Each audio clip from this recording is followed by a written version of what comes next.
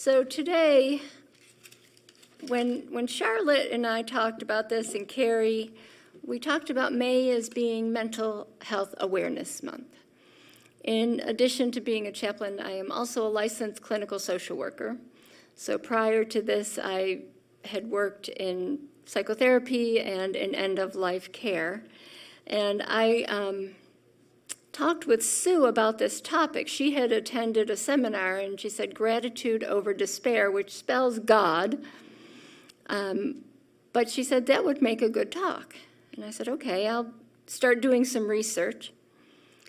And our agenda, we're going to talk about despair versus depression.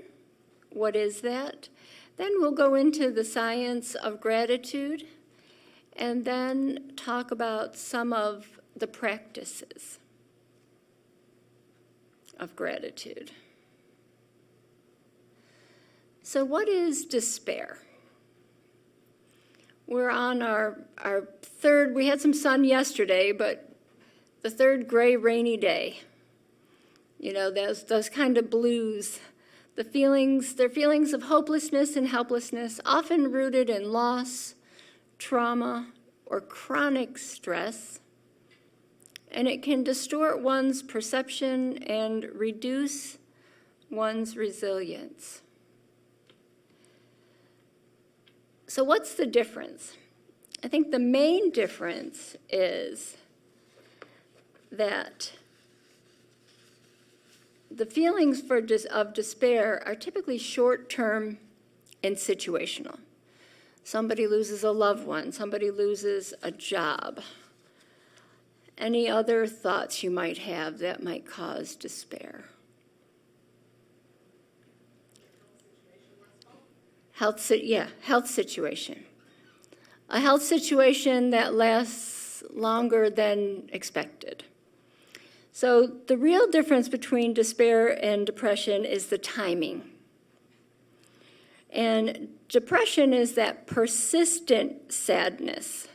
It must persist for at least 2 weeks for diagnosis, but often lasts much longer. I had heard there was a Sue sighting, and I am so thankful to see you. And the key thing for a diagnosis of depression is it affects your functioning, when it affects your activities of daily living and functioning. So I thought I'd dig into this a little bit deeper, and we'll talk about the difference between big D depression, and little d depression. If you think about the big D depression, that's the major depressive disorder. That's where it's lasting longer than 2 weeks. It's a serious mental health condition, and the symptoms persist. Everyone feels sad or a little low sometimes. Sometimes you hear people call it, oh, I've been in a bit of a funk. This weather's really getting to me. But these feelings usually pass with time. Depression, also called major depressive disorder or clinical depression, is different. It can cause severe symptoms that affect how you feel, think, and handle daily activities, such as sleeping, eating, or working. It's an illness that can affect anyone, regardless of age, race, income, culture, or education. And research suggests that genetic, biological, environmental, and psychological factors play a role in depression. Psychiatrists now look at genetics. One of the first things somebody who goes through a major psychiatric workup does is receive genetic testing. And oftentimes what they see in one's genetics will determine a course of medication or help them to develop a treatment plan. Little d is that mild temporary sadness, the January blues, several days of rain. You know, it's those things that maybe we're in a little bit of a funk.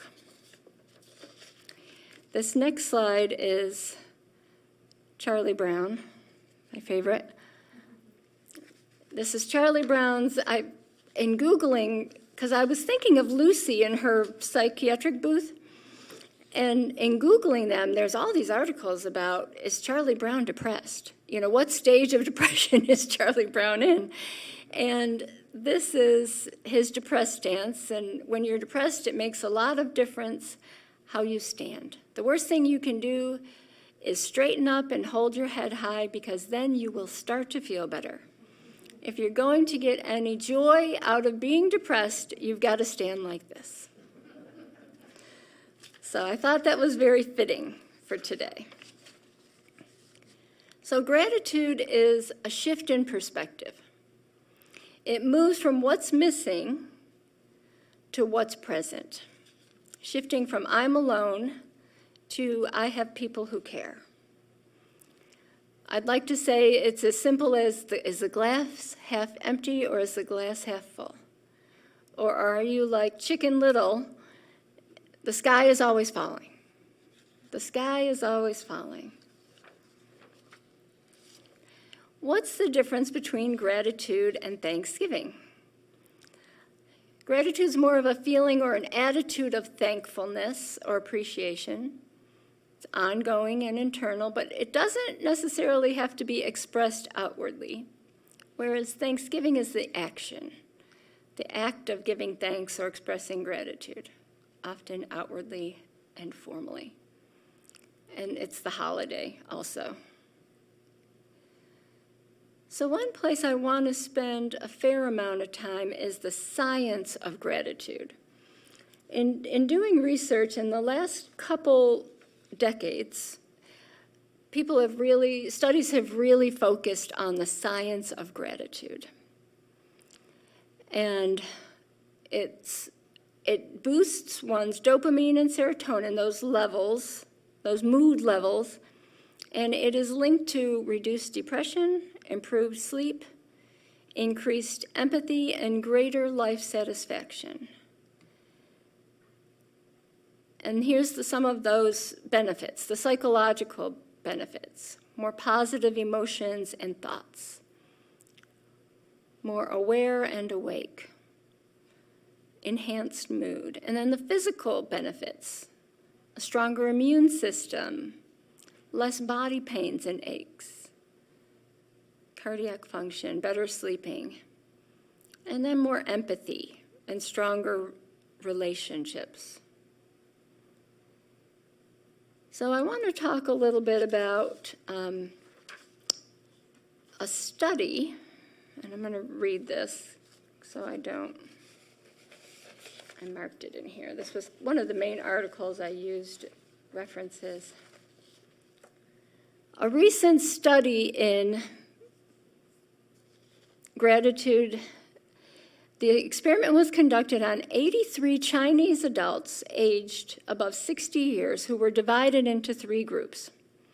One of the 3 groups were asked to write gratitude notes and words of positivity. Another was asked to write about their worries. And the third group, a neutral task. After the task completion, the groups were exposed to stimuli arousing death anxiety, a fear, or something negative.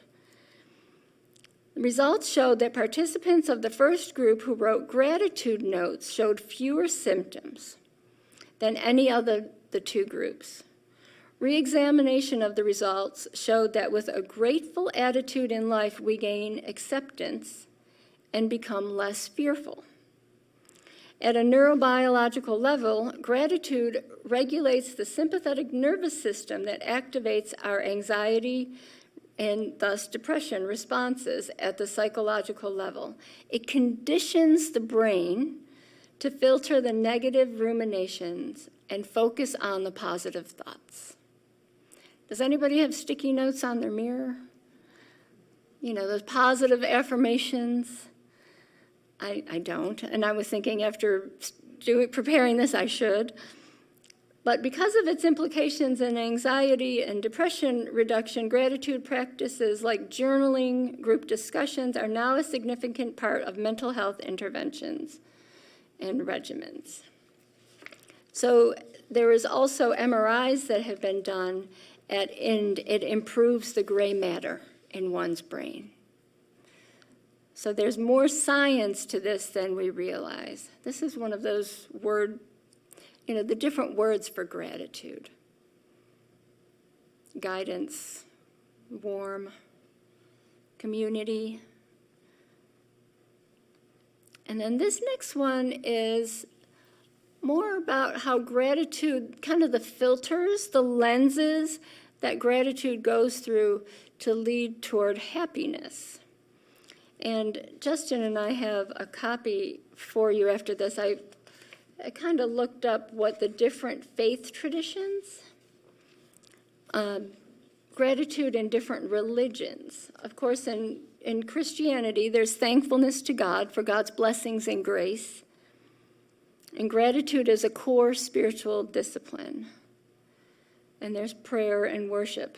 In Judaism, there is recognizing the good, and there's a word that I can't even begin to try to pronounce. But gratitude to God and others is a daily duty. And there's Psalms, and in the Talmudic teachings, there's blessings, prayer, and Sabbath. During the Sabbath, you are to practice gratitude. In Buddhism, there's mindful awareness of interdependence and compassion, and gratitude even towards suffering for its lessons. There's chanting and mindfulness practice. And in Hindu, there's reverence and gratitude toward the divine and the cosmos. Gratitude is part of Dharma and devotion. And there's different mantras. And the same thing with tribal religions. There is gratitude to nature and the spirits, and storytelling and seasonal festivals. If we look at all our major holidays, they are tied to seasonal festivals. How did I get back to the beginning? I'm hitting this, I'm sorry. My papers. So there's a lot of science, and there's the lens of optimism, empathy, self-esteem. So how do you practice gratitude? What if you are a glass half empty person? Here's a few different ways, and we'll even do a mindfulness exercise at the end. Daily journaling. Do you remember when Oprah was real big into the gratitude journal? She sold a ton of those, and at the end of each day, you're supposed to write down 3 things that you're thankful for. Gratitude letters or messages. Mindfulness exercises, just being present. In the chapel, I took it out of there, but we can easily put it back. There's a basic mindfulness exercise. You'll hear the term mindfulness in meditation, and it's being present. It's not ruminating about the past or worrying about the future. It's simply being present. And then gratitude jars or boards are popular. It's funny, my daughter was in college, is going back to college, but they are into vision boards. I have a vision board for my room. My son's girlfriend, I have a vision board for our colors for a wedding. She's in her brother's wedding. So these vision boards are very popular, and they send them to you. They'll post them to you. My daughter-in-law has a vision board for her baby shower that's coming up. So that's what it is. It's what you're thankful for. It's what you like. To break down gratitude, have you ever heard of the term glimmers? So we hear about triggers, what upsets us. But glimmers was actually coined by a clinical social worker named Deb Dana, and she talks about the theory and therapy that is related to the brain and retraining cognitive behavioral therapy. How your thoughts control your behaviors. And she describes glimmers as small moments when our biology is in a place of connection or regulation that cues our nervous system to feel safe and calm. These glimmers can have a profound positive impact on our mental health. They're not those big moments. That's not meditating for 20 minutes. They're those little things that you see. She describes the noticing of glimmers as respectful of their suffering, and that working to notice glimmers is not discounting trauma or ongoing suffering, but it enables people to know that their biology is set up to be able to notice those micro moments of joy. So where are these? The first step is to gently look for them, observe them, and the subtle reactions that the way your mind and body to react to them. In the simplest places or situations, in nature. You know, you see a beautiful, right now the gardenia are blooming. You know, I was walking out and Sue, the very positive security guard receptionist in South Village, she says, oh, make sure to walk by and smell the gardenias. And, you know, we are fortunate to have the beautiful campus that we have. And what trees are blooming, and the roses and the hydrangea.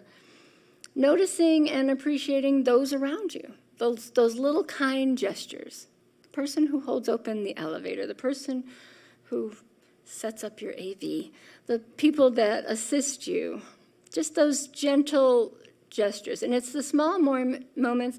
Our animals are often have those moments of joy, that unconditional love. Or if you remember a certain smell, somebody's favorite perfume, and it reminds you of that person, or the smell of food evokes a lot of positive memories. So set yourself a challenge to notice some glimmers. You know, maybe notice one or two before lunch or before the day's end, or at day's end if you're really busy. What were the glimmers that I noticed today? Or you can keep them in a jar. And these kind of talk about, they help us, they ground us in the present. And they help us move out of that survival mode. You know, I drive the interstates a lot. And you're in that, I'll realize, oh, I'm this. And it's like, okay, just breathe. You know, what are those glimmers, even in the midst of traffic? And it reshapes our nervous system. Here's Winnie the Pooh, is my favorite. Piglet noticed that even though he had a very small heart, it could hold a rather large amount of gratitude. And how we find that. There is a book called A Simple Act of Gratitude by John Kralik. And it's about a gentleman whose life was a disaster. He was miserable, broke, overweight, on his second divorce, living in a crumbly apartment with no air conditioning. He was an attorney, but he couldn't afford to pay his employees their bonuses because his clients weren't paying his bills on time. It was easy to complain about his life until he saw somebody else's life that was worse off than he was. So the premise is that he had an epiphany. He went out for a walk. He decided he needed to change his scenery, and he just went out for a walk in the hills on New Year's Day. And he decided that his goal was to write one thank you note each day for the next year. So for a total of 365 thank you notes. He wanted to find a reason to be thankful and grateful every single day. Incredibly enough, there were things right under his nose to be thankful for that he hadn't even noticed. So this author caught up with him to see how his life had evolved. And he said, nonetheless, his story has kind of caught on fire. He's written and received over 2,000 thank you notes to this day. Writing these notes over the course of the year taught him to value the good things and created a discipline of positive focus. That's the difference. It's a discipline of positive focus. Gratitude presses outwards, and that creates good feelings in the universe. And a lot of that comes back to you. But there are obstacles. There are things that happen. Sometimes physically we do not feel well. Sometimes the world's news upsets us. Sometimes there's inconsistency. So my advice for this is be kind to yourself. Start small. Start with baby steps. Maybe don't beat yourself up if you forget. What was my glimmer of the day? What was the positive thing of the day? Sometimes I'll go home and I'll start that complaining, that cycle, that negative cycle. And sometimes my husband does that too. And then we'll say, okay, what's one thing we're thankful for? And when the kids, my teenage kids, would do this, we'd say, okay, what good happened at school today? And it's breaking that. It's easy to spiral and then ruminate on those negative things. And I think I'm going to repeat this again. Be kind to yourself. Be kind to yourself.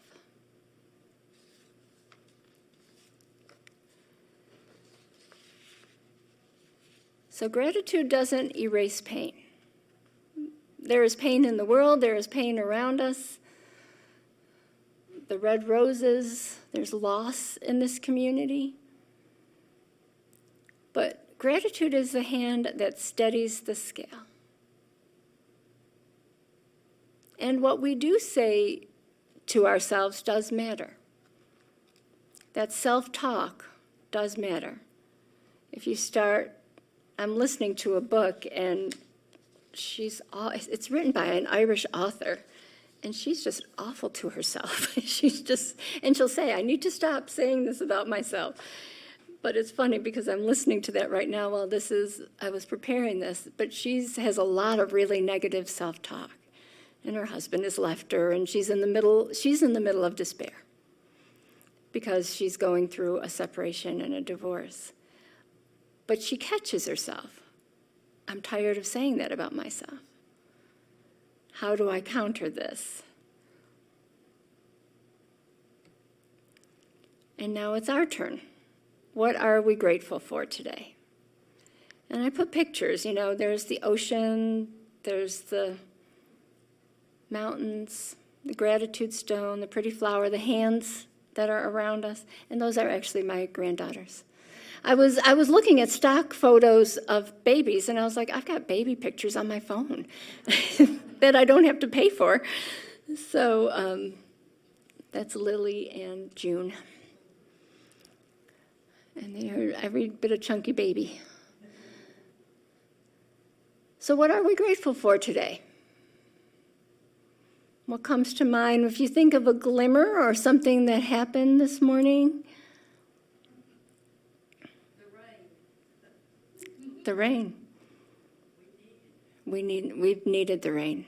There's even been fires out towards the coast. We've needed the rain.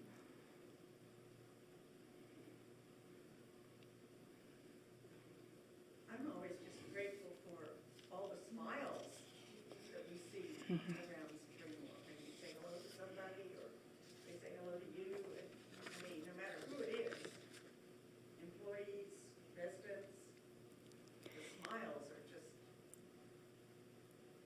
overflowing. There's a wonderful sense of community here that I would argue is different than other retirement communities. We are blessed to have such a wonderful, thoughtful, and caring community. It's rare that you don't get a greeting.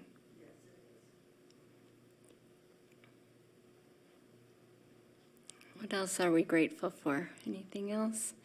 This is one of those boards. This is a piece of art. That is a gratitude board. And it's a collage. It's what we used to do in school when the teachers didn't have anything for us to do, is let's make a collage.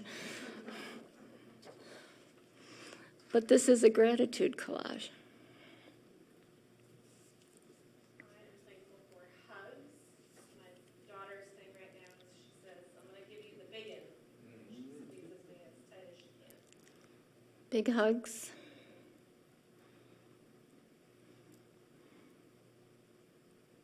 I was mindful, having dental work today, that I handed over my insurance card and it was taken care of. You know. I know. But to have the ability to have an insurance card.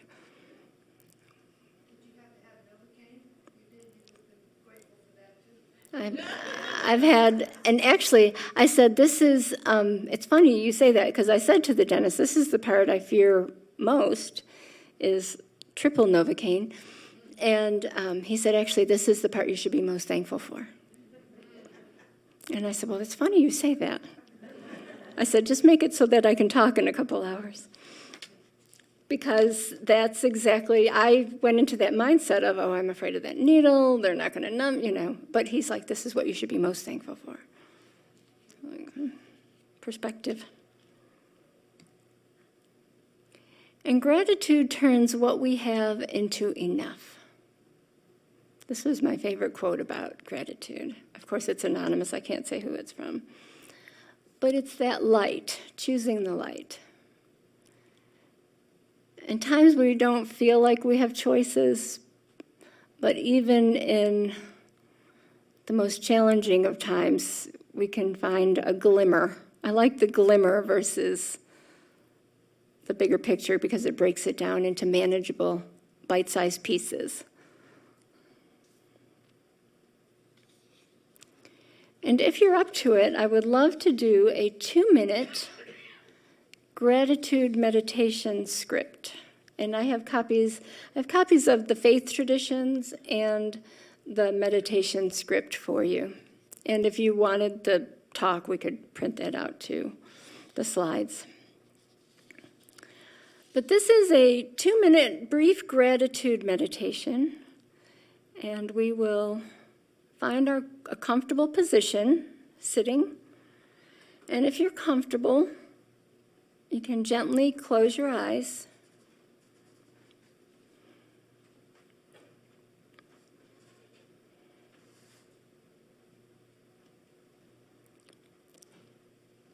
And when you're comfortable, take a deep breath through your nose and slowly exhale through your mouth.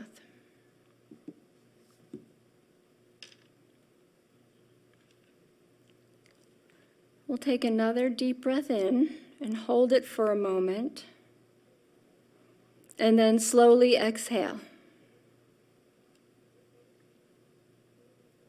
Continue to do that, and as you breathe in and out slowly, feel your body relaxing. And as you breathe out, release any tension.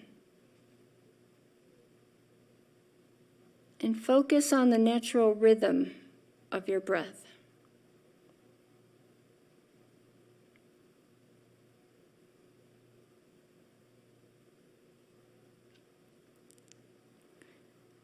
And now bring to mind something or someone that you are grateful for. It could be a person, a place, an object, an experience, or even a small moment from your day.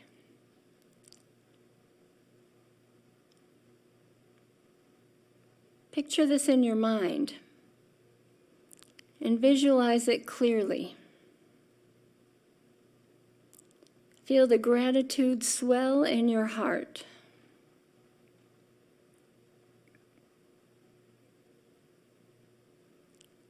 Allow yourself to experience the warmth and joy that this sense of gratitude brings.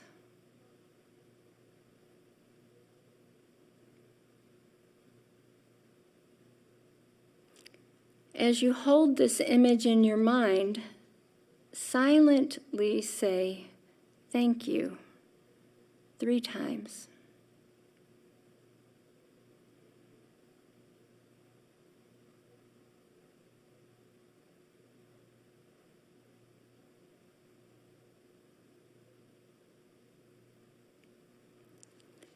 As you take another deeper breath in, Feel the gratitude filling your entire being.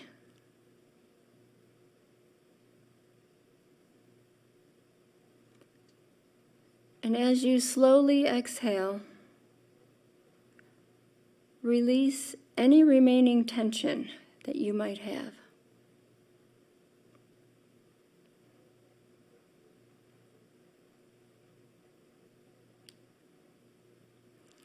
And when you are ready, gently bring your awareness back to the present moment. And then wiggle your fingers and toes, and when you feel ready, begin to open your eyes. And as you notice how you feel, as you come back from this exercise, may we carry this sense of gratitude with us throughout the day.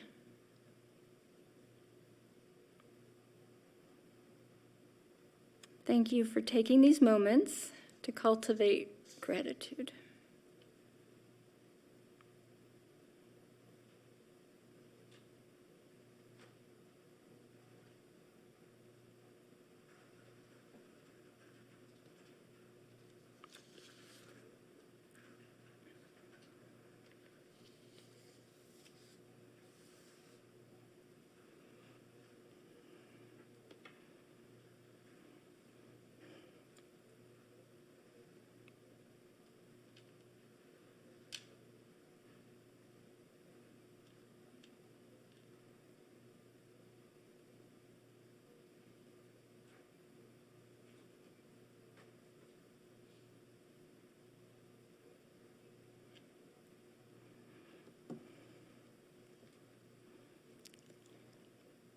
So as we come back from that exercise, I just wanted to see if anybody would be comfortable about sharing how they felt. About just those, I actually stretched it out from 2 minutes to 3. You all looked so comfortable.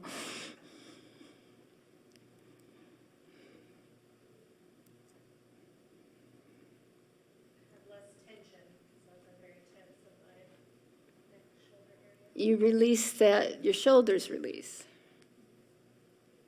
You're more intentional about relaxing that tension in your body.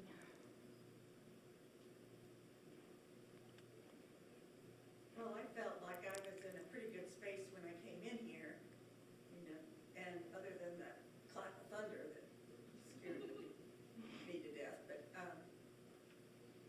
and so when we were going into this little mindfulness experience, I thought, well, I'm already pretty relaxed, am I gonna feel any different?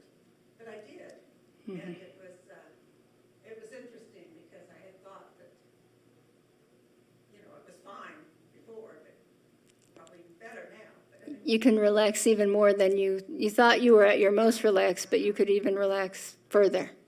right. I think that's true. If you haven't done one of these exercises before, it might be a little uncomfortable.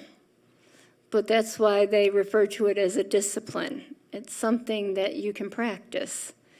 And if you're like me, I have perpetual lists in my head, and sometimes it's hard to set those aside. And I like to focus on the breathing. That's something you can focus on that we're doing. I wanted to have a bit of a discussion and kind of in our last 10 minutes or so, open up for questioning. Was there anything that stood out to you or anything you wanted to review a little further? And I wanted to bring back this slide to see what is practical for you. In your life, what is a realistic habit that you could incorporate?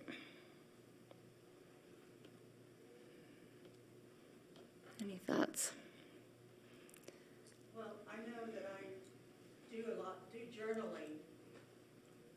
Anyway, I don't do it every day, but I do it, I guess I do it when I feel like I need to. And that's always a positive experience, even if if I'm in a negative frame of mind going in,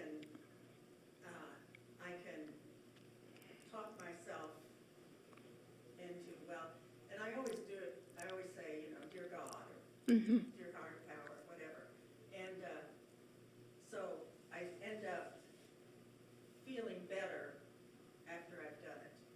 And I know that, especially at night, if I can't go to sleep, I'll go out and I'll start journaling, and usually it's because I feel like there's 50,000 things going through my brain, and when I start to try to write them down, it's maybe 3 or 4 things, but they just keep turning, and so I realize I can handle 3 or 4 things, and, just kind of maybe write a little bit about what I'm going to do with each of those things, and that really helps me. I think there's one of those memes that has a computer screen with all the tabs open. And it says, that's a woman's brain at baseline. With all those tabs open, each one something kind of akin to the list. We think we have a lot of things going on in our mind.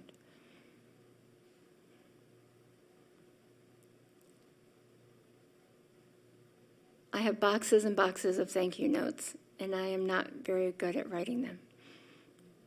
But they're pretty, and I love to have them in the event that I'm going to write them. A church member gave me a gratitude jar, a joy jar. And it's also a kind of a New Year's Eve tradition. You put your joys in a jar, your glimmers in a jar, and then if you are having a blue day, you pull out one of your joys and remember. It's an idea.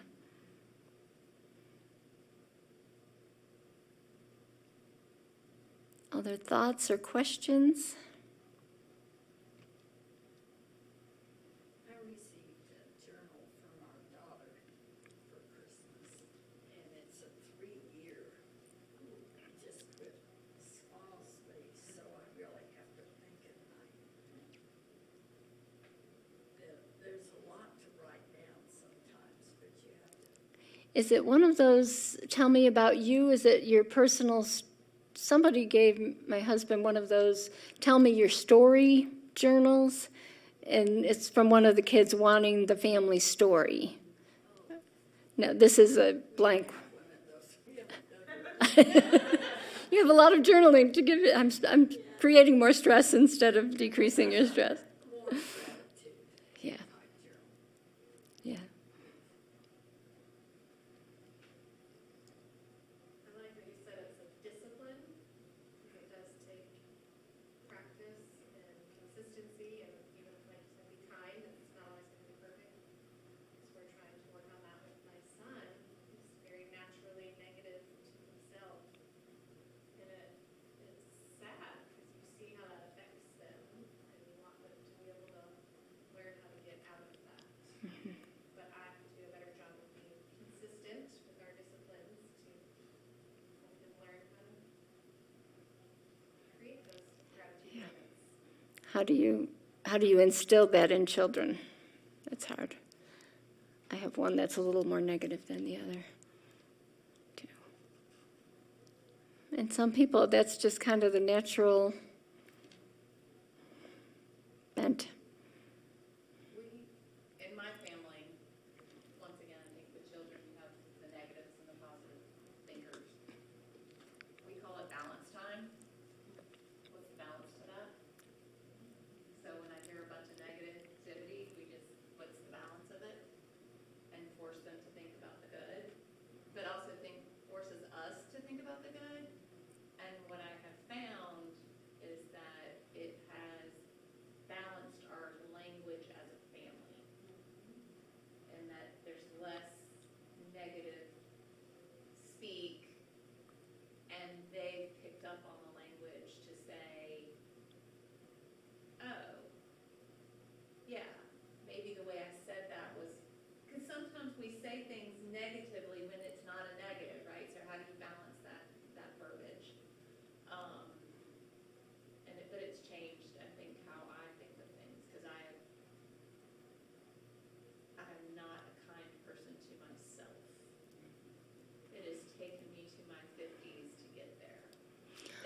Well, it's funny you say that, because as you started talking, I was thinking about the kids' language for mental health versus my language for mental health versus somebody who's the next generation.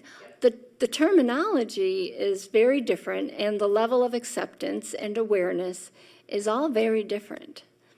You know, it's not unusual. You know, my daughter, she uses the term bandwidth. I don't have the bandwidth to deal with that right now. Her brother had annoyed her, of course. And she's like, can you talk to him? I don't have the bandwidth to deal with him. And I'm like, I would have never said that. Never.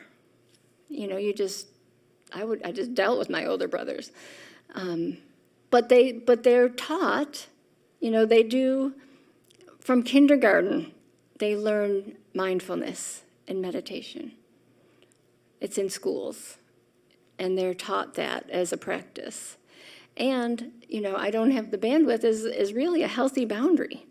It's like, it's too much for me to deal with right now. Help me with this. So, but I like the word balance, and then it's a discipline. It's a discipline like any other discipline. And how is it 6 weeks to a habit? You have to practice something consistently for 6 weeks for a habit. But I wrote down in big letters, and this was as much for me as for you, be kind to yourself. You know, we've been doing this our whole life, so incorporating something new, and even though we know and appreciate and understand the health benefits, it's not going to change just like that. You know, maybe it's 2 or 3 times a week I remember something positive at night. And then gradually, my husband rushes through dinner. You know, there's mindful eating. He's a fast eater. And I'll say, can you just pause? I'm a slow eater. He's a very fast eater. I'm like, can we meet in the middle? You know, those things that we catch ourselves doing, but it's a habit, and it's hard to break. Also, I think generational differences, like my parents were totally different than we have tried to be. And that's the way they grew up. We just didn't talk about things. It wasn't brought up, it wasn't common language, I mean, which is the focus of the reason why we wanted to do this month. You know, trying to talk about things that have always been taboo. And, you know, I myself was raised, you know, not to talk about these things, but because the kids are talking about it, it makes you aware. And I think we're getting to a point where we recognize mental health as health. You cannot disconnect the head from the body. It will affect your body. Yeah. But yes, this is one of those things where we can learn a lot from the people who've gone ahead, but I think older, like I said, it took me solidly to my 50s to recognize much of what my children were trying to learn in kindergarten. Yeah, it is very big generational. And not to say, the one thought that was in the back of my mind is I don't want to diminish anybody's despair. If anybody, you know, we talked about big D versus little d. I didn't make a slide for this, but I wanted to come back to it. If we have big D, we talked to Charlotte or Sue, you know, there is help in our community for that. If this is going on for a while, you know, I'll have people stop in and say, you know, I haven't seen so-and-so at dinner for a while. Would you mind checking on them? That's the wonderful thing about being in community. People kind of notice, is so-and-so okay? I haven't seen them out. Even among the staff, we do that. And there's little d. You know, yes, we're thankful for the rain, but 4 or 5 gray days or cold and rainy days and people are aching because their joints ache in the cold rain, and, it's the little d happens. So not to diminish big D or little d with gratitude, but there are scientific benefits that, okay, I'm going to ache, I know it's going to be cold and rainy, but what can I do to balance and counter that some?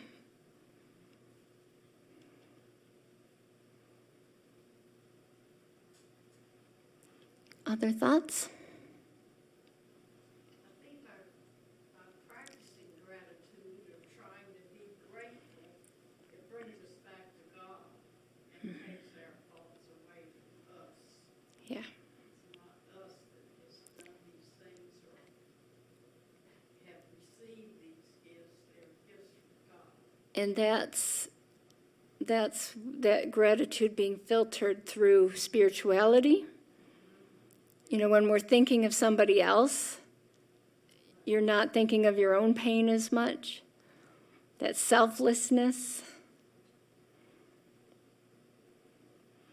And we do have the 2 handouts. We've got one about gratitude and the different religions, and that 2-minute gratitude meditation script I found for us as well. Any other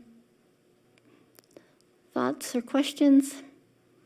Thank you all. It was wonderful being with you all today. Wonderful audio. I'm thankful for all of you. Thankful.